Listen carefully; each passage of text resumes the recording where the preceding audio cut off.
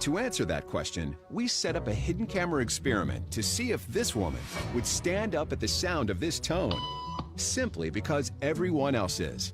You might be thinking you'd never go along with this. Or would you?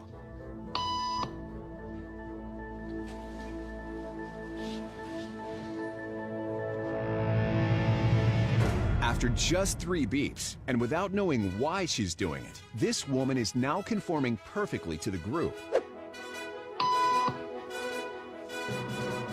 But what happens if we take the group away?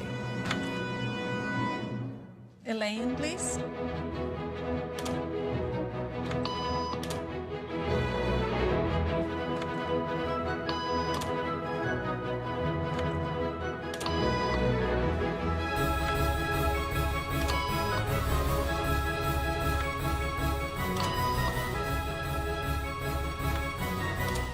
Okay, now she's alone. The crowd is gone and nobody is watching her, except our hidden cameras. What do you think she'll do?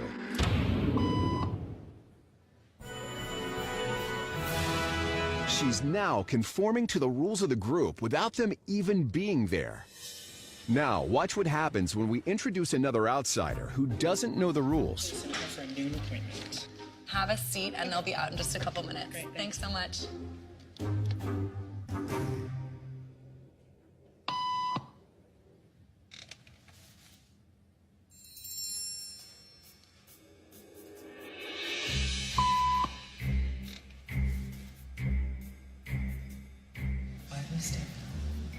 Everybody was doing it, so I thought I was supposed to.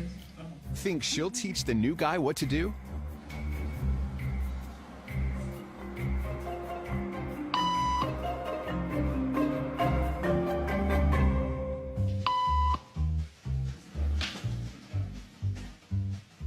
We kept the cameras rolling as more unsuspecting patients arrived.